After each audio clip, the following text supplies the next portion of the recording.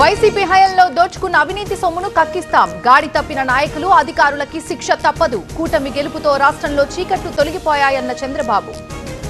రాష్ట్రంలో నదుల అనుసంధానం పూర్తి చేస్తాం. క్వాంటమ్ వ్యాలీ ద్వారా ఏఐకి ప్రాధాన్యం ఇస్తాం. మహానాడు వేదికపై నుంచి చంద్రబాబు హామీ. వెల్తీ హెల్తీ హ్యాపీ సొసైటీ అనేది మా విధానం. ఆర్థిక అసమానతలు తొలగించేందుకే P4 విధానం. ఇబ్బందులున్నా సూపర్ 6 హామీలు అమలు చేస్తామన్న చంద్రబాబు. తెలుగు ప్రజల కోసం పోరాడుతున్న పార్టీ టీడీపీ. నా తెలుగు కుటుంబం పేరుతో 6 శాసనాలు విడుదల. ఈ 6 శాసనాలను తప్పకుండా అమలు చేస్తామన్న లోకేష్. ఏపీ హైకోర్టులో వంశీ హౌస్ మోషన్ పిటిషన్. తీవ్ర అనారోగ్యంతో ఇబ్బంది పడుతున్నారని వివరణ. వైద్య ట్రీట్మెంట్ కోసం మధ్యంతర బెయిల్ కోరిన వంశీ.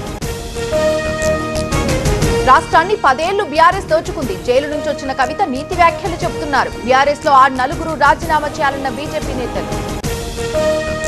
షాపూర్ నగర్ లో మావోయిస్టు పేరుతో లేఖ కలకలం. మాజీ ఎమ్మెల్యే శ్రీశైలం గౌడ్ సోదరుడి కుమారుడికి బెదిరింపు. 50 లక్షలు ఇవ్వకపోతే చంపేస్తామంటూ వార్నింగ్.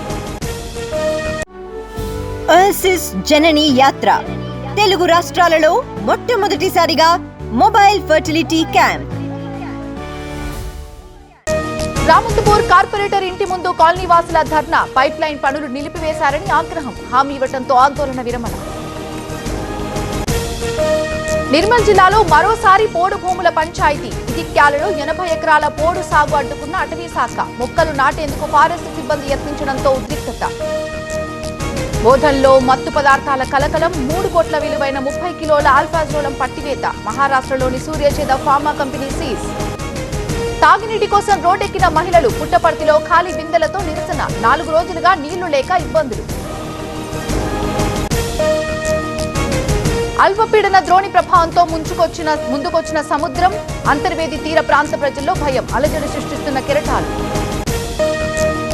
దేశాన్ని ముక్కలు చేశారు. నెహ్రూ వర్ధంతి రోజు మోదీ విమర్శలు. అప్పట్లో పటేల్ మాటలు వినలేదని కామెంట్.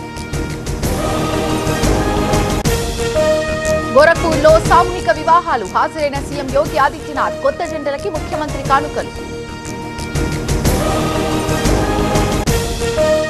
దేశంలో మళ్లీ కోవిడ్ భయం. దేశవ్యాప్తంగా 1010 యాక్టివ్ కేసెస్. కేరళలో 430, మహారాష్ట్రలో 210 కేసులు నమోదు. జమ్మూ కశ్మీర్లో ఉగ్రవాదుల అలజడి. ముష్కరులు తమ స్థావరాలకు తిరిగొచ్చే ప్రమాదం. అలర్ట్గా ఉన్నామంటున్న బీఎస్ఎఫ్ అధికారులు.